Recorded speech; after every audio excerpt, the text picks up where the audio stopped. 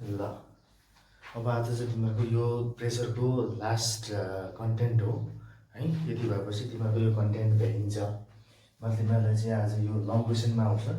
Long क्वेसनमा केही क्वेसन्सहरू छ, त्यो क्वेसन्सहरू म तिमीहरूलाई गरिदिन्छु। त्यसपछि त्यहाँबाट यो लेसन सिद्धिन्छ। अब यहाँ तिमीहरूलाई मैले के देखाउँछु भन्दाखेरि यहाँ एउटा फिगर छ। यो फिगरमा यसलाई युरेका क्यान भन्छ है। यो जुन यो ठुलो फिगर छ यो ततापट्टि यतापट्टिको, यसलाई हामीले युरेका क्यान भनेर भन्छ यसलाई। अनि त्यसपछि यहाँ चाहिँ यो एउटा माथिपट्टि बिकर छ। यो यतापट्टि चाहिँ जुन वाटर डिस्प्लेस भएर आएको हुन्छ त्यो डिस्प्लेस वाटरलाई यसले चाहिँ कति भयो भनेर नाप्छ क्या। त्यही भएर चाहिँ यो नाप्ने भएको भएर यो चाहिँ के हो त भन्दाखेरि चाहिँ यो चाहिँ प्यान ब्यालेन्स भनेर भन्छ होइन। यसको नाम त यहाँ सोधेको होइन, तर यसको नाम चाहिँ हामीलाई थाहा चाहिँ हुनुपर्छ, किनकि लेबलद्वारा भनेर आइदियो भने फेरि अर्को समस्या हुन्छ। त्यही भएर यो चाहिँ प्यान ब्यालेन्स भयो। अनि त्यसपछि यहाँ चाहिँ एउटा स्टोन छ। यो वेटिङ मेसिन हो। यो वेटिङ मेसिन हो। त्यो स्प्रिङ ब्यालेन्स होइन, स्प्रिङ ब्यालेन्सले चाहिँ तलपट्टिको वेट नाप्छ नि त। त्यो स्प्रिङ ब्यालेन्स भयो र त्यसले चाहिँ यो अब्जेक्ट चाहिँ पानीमा चुर्लुमै डुबिया छ। यानि कि यो टोटली के छ भन्दाखेरि सिङ्क भएको छ। अब यो पनि दुई थरीको कुरा हुन्छ है। त्यहाँ फ्लोट भइरहेको पनि हुन्छ अथवा टोटली सिङ्क भएको पनि हुनसक्छ। यो फिगर हेरेर हुन्छ है। अब यो फिगरमा चाहिँ सिङ्क भएको छ र सिङ्क हुँदाखेरि पानीभित्र चाहिँ यसले वेट कति नाप्यो भन्दाखेरि चाहिँ 10 न्युटन छ। अनि यो 10 न्युटन हाल्ने बित्तिकै यो पानी चाहिँ के भयो त भन्दाखेरि चाहिँ यो अब्जेक्टले पानीलाई डिस्प्लेस गर्यो। डिस्प्लेस गरिसकेपछि के भयो त भने यताबाट पानी पोखिएर अनि एउटा यो प्यान ब्यालेन्स भन्दा माथि केही पानीहरू आएर जम्मा भएको छ।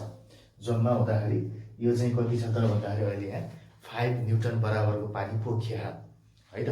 भनेपछि यो चाहिँ के भयो त भने यो चाहिँ वेट अफ वाटर डिस्प्लेस भयो। वाटर डिस्प्लेस गरेको छ। यो चाहिँ कति भयो त भने 5 न्युटन छ र यो 5 न्युटन चाहिँ यो प्यान ब्यालेन्सले रिडिङ दिइरहेछ। ठिक छ। यो फिगर तिमीहरूलाई मैले कम्प्लिटली बताएँ है। अब यहाँ के छ भन्दाखेरि calculate the weight of stone in a year भनेपछि weight of stone in a इयरमा कति हुन्छ त भनेर निकाल्नु पर्यो। निकाल्नको लागि हामीसँग अब पहिलो एन्सर आई नम्बरमा हामीलाई के थाहा छ भन्दाखेरि चाहिँ थ्रस्ट। अब यो एउटा कुरो पहिला म के गर्छु भन्दाखेरि आइभी नम्बरको भन्छु है। आइभी नम्बरको find the of thrust given by water छ यहाँ होइन। Find the of thrust given by water छ। म तिमीहरूलाई पहिला आइभीको भन्छु। अब यहाँ अफ थ्रस्ट भनेको के छ भन्दाखेरि वेट अफ वाटर डिस्प्लेस भनेर कसले भन्छ त भन्दाखेरि चाहिँ आर्किमिडिस प्रिन्सिपलले भने हो होइन। कुनै पनि अब्जेक्टलाई पानीमा हाल्यो भने त्यसले पाउने अफ थ्रस्ट त्यसले गरेको वाटर डिस्प्लेससँग बराबर हुन्छ। त्यसले गर्दाखेरि चाहिँ वाटर डिस्प्लेस भनेको अहिले यहाँ कति छ 5 न्युटन छ। त्यसले गर्दा अफ थ्रस्ट भनेको कति आयो 5 न्युटन आयो। यो मैले पहिला अफ थ्रस्ट निकालेको है, किनकि यो क्वेसन यो निकाल्न हामी पहिला अफ थ्रस्ट निकाल्नु पर्थ्यो क्या। त्यही भएर चाहिँ अफ थ्रस्ट पहिल्यै आउँछ भने किन राखिरहने भनेर मैले अफ थ्रस्टको भ्यालु निकालेँ। अब आईमा जान्छु बल्ल। हामीसँग के थाहा छ भन्दाखेरि weight of stone in air निकाल्नु छ। हामीलाई यहाँ वेट अफ स्टोन इन वाटरमा कति छ त भन्दाखेरि चाहिँ अब यहाँ weight of stone in water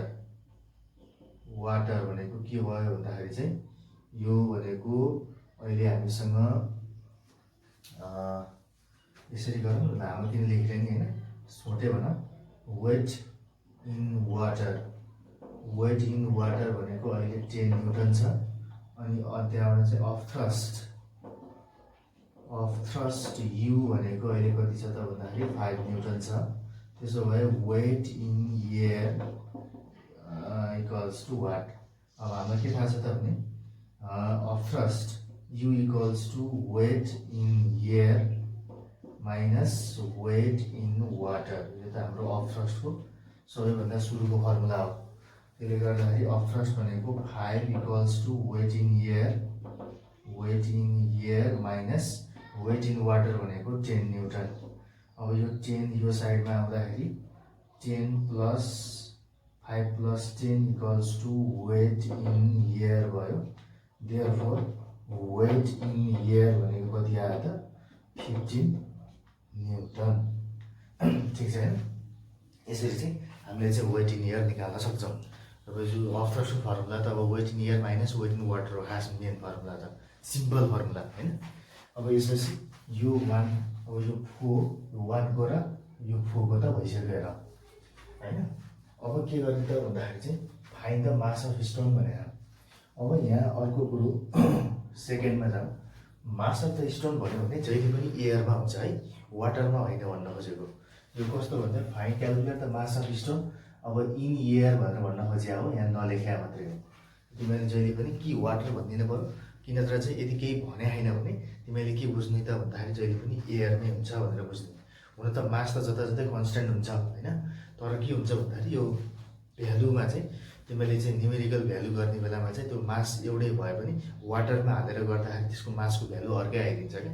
त्यही भएर चाहिँ के बुझ्नुपर्छ हामीले भन्दाखेरि चाहिँ, किनकि यहाँ त अफ थ्रस्टले असर गरे नि त, अफ थ्रस्टले असर गर्ने बित्तिकै हामीले चाहिँ यदि यहाँ मासको भ्यालु क्यालकुलेट गऱ्यो भने फरक आउँछ। त्यसले गर्दा जहिले पनि हामीले कस्तो ठाउँमा दिनुपर्छ त भन्दाखेरि जहाँ अफ थ्रस्ट कम हुन्छ, अफ थ्रस्ट हुँदैन, त्यहाँ चाहिँ त्यसको एक्चुअल वेट हो नि त। अब यो 15 न्युटन भनेको वास्तवमा यसको एक्चुअल वेट हो, एक्चुअल वेटबाट एक्चुअल मास आउँछ, यसरी कुरो बुझ्नु। त्यसले गर्दाखेरि जहिले पनि यो एयर हो भन्ने कुरो बुझ्नु। अब यसमा चाहिँ तिमीहरूको मास, अब यसमा चाहिँ अब वेट पहिला निकालौँ। वेट अफ स्टोन भनेको हामीले भर्खरै कति निकाल्यौँ, 15 न्युटन निकाल्यौँ होइन। वास्तवमा वेट अफ स्टोन भनेको 15 न्युटन हो। और वेटको फर्मुला के यो सानो क्लासको फर्मुला, वेट भनेको खास के हो त भन्दाखेरि एम इन्टु जी होइन, एमजी इक्वल्स टु 15 और एम इन्टु जी भनेको 9.8 इक्वल्स टु 15 होइन, और एम इक्वल्स टु 15/9.8। देयरफोर एमको भ्यालु कति आयो त भन्दाखेरि, अब एमको भ्यालु हामीले निकाल्न सक्छौँ। यसमा एमको भ्यालु भनेको 15/9.8 भनेको आयो कति त भन्दाखेरि 1.5 होइन, 1.53 केजी आयो। अब मासको युनिट त केजीमा आउनु पऱ्यो, त्यही भएर केजीमा आयो। ल ठिक छ, यो भनेपछि अब यो 2 को पनि भयो होइन। अब calculate the volume of stone भनेको छ। अब भोल्युम अफ स्टोन निकाल्नको लागि सबैभन्दा पहिला के चाहिन्छ भन्दाखेरि चाहिँ यो स्टोनको भोल्युम कति छ त भन्ने चिज त यसले गरेको डिस्प्लेस्ड वाटरसँग बराबर हुन्छ। अब ठुलो भोल्युम छ भने यसलाई पानीभित्र छिर्नलाई धेरै ठाउँ चाहिन्छ, धेरै ठाउँ चाहिनको लागि यसले धेरै पानीलाई धगाल्छ होइन। यदि यसको सानो भोल्युम छ भने यसले थोरै पानीलाई धगाल्छ। भनेपछि यसको भोल्युम केमा डिपेन्ड गर्छ त भन्दाखेरि चाहिँ यसले डिस्प्लेस गरेको वाटरको भोल्युमसँग डिपेन्ड गर्छ। त्यसले गर्दाखेरि चाहिँ जति भोल्युम अफ वाटरले डिस्प्लेस गर्छ त्यति नै त्यसको के हुन्छ त भन्दाखेरि भोल्युम हुन्छ होइन। यसरी कुरो बुझ्न पर्यो। अब यो चाहिँ अब के हो भने अब्जेक्टको भोल्युम निकाल्नको लागि हामीले वाटरको भोल्युम निकाल्न पर्यो। जति वाटरको भोल्युम हुन्छ त्यति नै के हुन्छ त भन्दाखेरि अब्जेक्टको भोल्युम हुन्छ। यसरी कुरो बुझ्नु है। अब हामीले सिधै अब्जेक्टको भोल्युम निकाल्दैनौँ, हामीले वाटरको भोल्युम निकाल्छौँ र त्यही वाटरको भोल्युम भनेकै के हो त भन्दाखेरि चाहिँ अब्जेक्टको भोल्युम भनेर भन्छौँ। त्यही भएर चाहिँ अब थर्डमा जाउँ। थर्डमा के छ त भन्दाखेरि चाहिँ सबैभन्दा पहिला वेट अफ वाटर डिस्प्लेस कति छ त, अथवा अफ थ्रस्ट भनेको के छ त भन्दाखेरि अफ थ्रस्ट यु भनेको के त भन्दाखेरि 5 न्युटन और अफ थ्रस्टको फर्मुला हामीले VDG भन्ने फर्मुला छ नि त। अब यो अफ थ्रस्ट भनेको त 5 न्युटन भनेको त वाटरले दिएको अफ थ्रस्ट हो। त्यही भएर वाटरको लिक्विड प्रेसरको फर्मुला, लिक्विडमा अफ थ्रस्टको फर्मुला के हुन्छ त भन्दाखेरि VDG इक्वल्स टु 5। मैले VDG वाला किन लगाएँ त भन्दाखेरि मलाई भोल्युम निकाल्नु छ, त्यही भएर भोल्युम भएको फर्मुला लगाएको। और अब V भनेको थाहा छैन, डेन्सिटी भनेको अब वाटरको डेन्सिटी हो। यो 5 न्युटन भनेको यसले वाटरलाई नाप्या हो। त्यही भएर चाहिँ वाटरको डेन्सिटी भनेको 1000 इन्टु 9.8 इक्वल्स टु 5 होइन। यो भनेको V इक्वल्स टु 5/9800 होइन त। देयरफोर निकाल्दिउँ सिधै। अब यो भनेको 5/9800 गर्दाखेरि चाहिँ कति आयो त भन्दाखेरि चाहिँ यो भनेको 5.10 इन्टु 10⁻⁻⁴ मिटर क्युब आयो। अब यसलाई सेन्टिमिटर क्युबमा निकालेको भए अलिकति राम्रो खालको आउँथ्यो होला, तर चाहिँ अब यो मिटर क्युबमा निकालेको भएर चाहिँ बेसरी सानो आइरहेछ, 10 टु द पावरमा आइरहेछ। अब यसलाई तिमीले अरू कुरो अन्य सोच्न परेन, जति भोल्युम पानी भयो त्यति नै भोल्युम के भयो त भन्दाखेरि चाहिँ अब स्टोनको भयो होइन। ठुलो स्टोन भए धेरै ठुलो भोल्युम आउँछ वाटरको, अब स्टोन सानो भए सानो भोल्युम आउँछ वाटरको। द्याट इज भाइ के भयो त भन्दाखेरि भोल्युम अफ स्टोन भनेकै के रहेछ त भन्दाखेरि 5 into 5.10 into 10 to the power -4 metre cube. यसरी चाहिँ हामीले चाहिँ वाटरको भोल्युमको थ्रुबाट हामीले चाहिँ स्टोनको भोल्युम निकाल्न सक्छौँ। ल यति भएपछि यो 3 को पनि भयो। अब निकाल्नमा हामी के त भन्दाखेरि calculate the mass of water displaced है त। अब मास अफ वाटर डिस्प्लेस निकाल्नको लागि म यतापट्टि यो पोर्सन लेख्छु है त। यसलाई अलिकति ध्यान दिएर हेर, मैले यो पोर्सनलाई मेटेँ, यतापट्टिको यो पोर्सनलाई मैले मेटेँ, यो सायद तिमीहरूले बुझ्यौ होला। अब यसमा मास अफ वाटर डिस्प्लेस निकाल्नको लागि पहिला वेट अफ वाटर डिस्प्लेस चाहियो नि त। भीमा के हो त भन्दाखेरि वेट अफ वाटर डिस्प्लेस्ड भनेको 5 न्युटन हो होइन। 5 न्युटन चाहिँ डिस्प्लेस भएको वेटबाट मास आउने त हो। जसरी यहाँ यो वेट अफ स्टोनबाट चाहिँ हामीले मास निकाल्यौँ, त्यस्तै यहाँबाट पनि के गर्छ भन्दाखेरि वेटको फर्मुला mg = 5 होइन, और m इन्टु 9.8 = 5। अब यहाँबाट therefore m = 5 डिभाइड बाई 9.8 होइन। यो भनेको 5 डिभाइड बाई 9.8 भनेको कति भयो त भन्दाखेरि चाहिँ 0.51 kg है त। यति मास अफ वाटर चाहिँ के भएको छ डिस्प्लेस भएको रहेछ, यति भोल्युम अफ वाटर डिस्प्लेस भएको रहेछ। भोल्युम पनि निकाल्न सकियो, मास पनि निकाल्न सकियो, वेट पनि निकाल्न सकियो, सबै कुरो निकाल्न सकिन्छ हेर। अब यो 5 पनि भयो।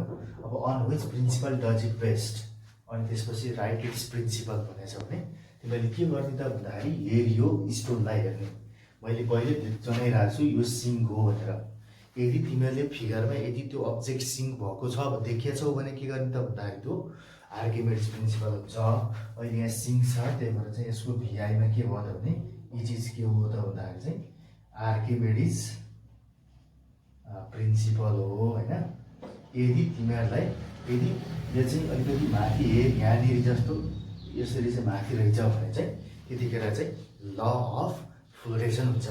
त्यो फिगर हेरेर हुन्छ है। फेरि यस्तो दुईवटा यो प्यान ब्यालेन्स र युरेका क्यान देखाउने बित्तिकै यो आर्किमिडिज प्रिन्सिपल हो भनेर चाहिँ बुझ्नु भएन। तिमीहरूले चाहिँ यो अब्जेक्ट यहाँ हाल्दाखेरि फ्लोट भएको छ कि छैन अथवा सिङ्क भएको छ कि छैन त्यो पहिल्यै अब्जर्भ गर्नु। अब्जर्भ गर्ने बित्तिकै थाहा हुन्छ आर्किमिडिज प्रिन्सिपल भन्ने। अनि त्यहाँबाट चाहिँ राइट इट भनेर चाहिँ यसलाई चाहिँ अब स्टेट गरिदिने। अब स्टेटमेन्ट यसको सरर यसको स्टेटमेन्ट लेख्ने, यसको एन्सर हुन्छ। यो भेरी भेरी इम्पोर्टेन्ट क्वेसन हो है exam point of भ्यूबाट।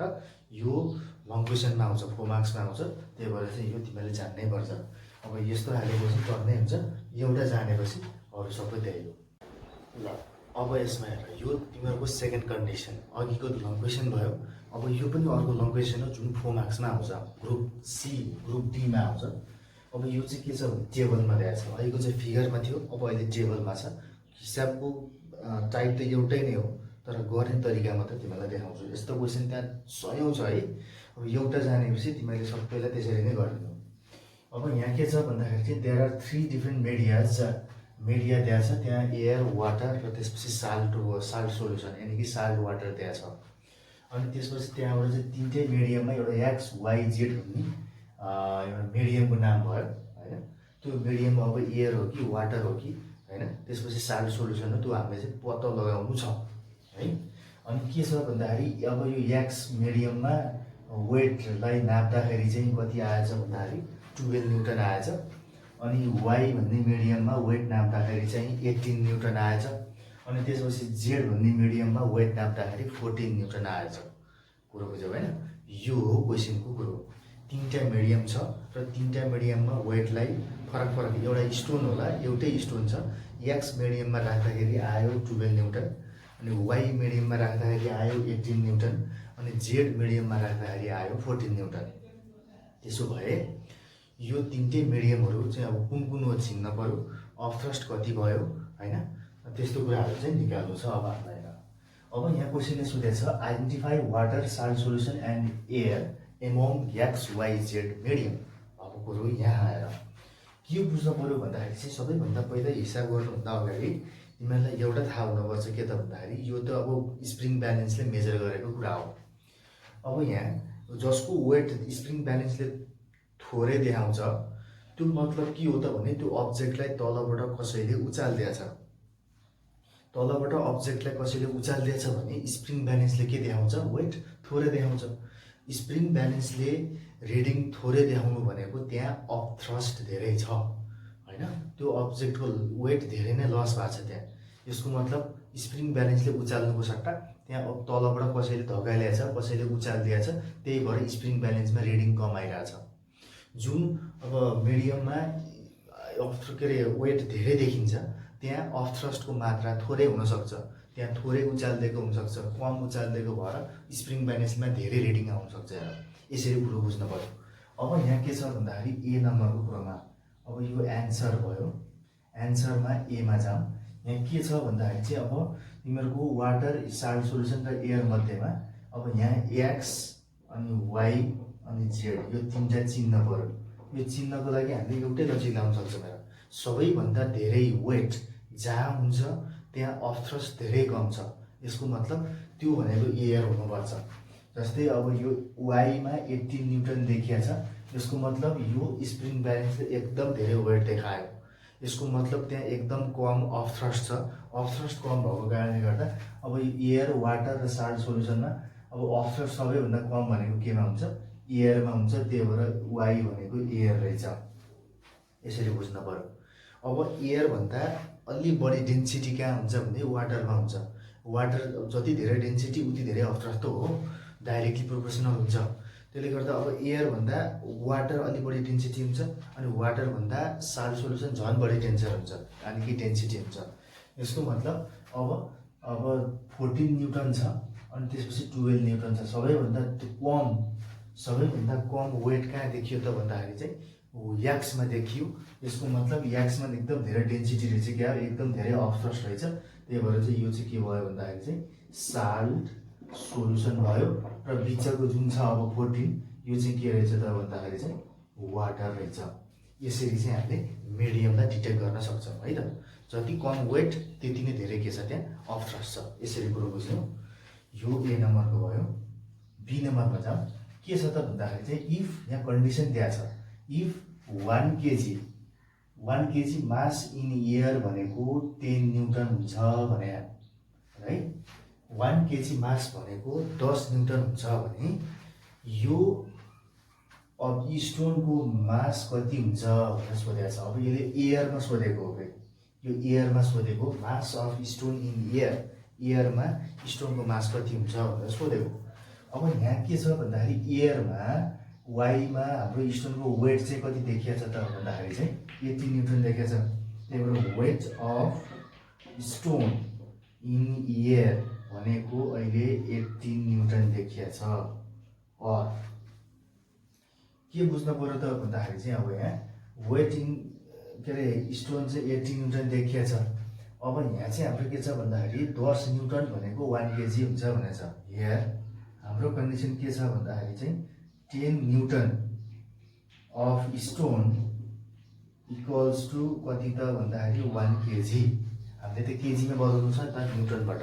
That is why 10 newton भनेको 1 केजी हो भने और 1 न्युटन भनेको चाहिँ कति हुन्छ त भन्दाखेरि 1 न्युटन अफ स्टोन भनेको 1/10 केजी। यो 10 नै तल झार्दै है। यो तिमीहरूले हामीले चाहिँ यो पहिला युनिटरी मेथड गरे जस्तो गरे हो। और अब हामीले त 1 न्युटनको निकाल्ने होइन, हामीले न्युटन त कतिको निकाल्ने हो त भन्दाखेरि चाहिँ 18 न्युटनको। त्यही भएर यो 1 को ठाउँमा 18 हालिदिउँ। 18 newton of stone equals to यहाँ 18 को ठाउँमा 1 को ठाउँमा 18 हालेपछि यहाँ पनि 1 को ठाउँमा 18 हालिदिन पाइन्छ। 18/10 यति भयो भनेपछि देयरफोर कति आयो त भन्दाखेरि 1.8 केजी। यसको मतलब यो स्टोन हावामा एयरमा कति रहेछ त भन्दाखेरि चाहिँ 1.8 केजी हुँदो रहेछ। यसरी चाहिँ निकाल्ने। यस्तो क्वेसन टन्नै छ है, मैले भनिदिइरहेको छु तिमीहरूलाई। एउटा क्वेसन जानेपछि तिमीहरूले आफै जेनरलाइज गरेर बुझ्नु यो भयो। अब त्यसपछि गएर चाहिँ यो दुईटा भयो। अब find the upthrust experienced by it. अब यसमा चाहिँ अपथ्रस्ट भन्ने बित्तिकै केही पनि भने होइन, हामीसँग तिनवटा मिडियम छ हेर होइन, एयर वाटर साल्ट मिडियम छ। अब अपथ्रस्ट भनेको कुन माइनस कुन गर्ने त भन्दाखेरि चाहिँ यदि क्वेसनले तोकेर भनेको छैन भने find the upthrust in salt solution भनिदिएको भए हुन्थ्यो, find the upthrust in water solution वाटरमा भनिदिएको भएको भए हुन्थ्यो। तर क्वेसनले कुनै पनि कुराहरू स्पेसिफाई गरे होइन।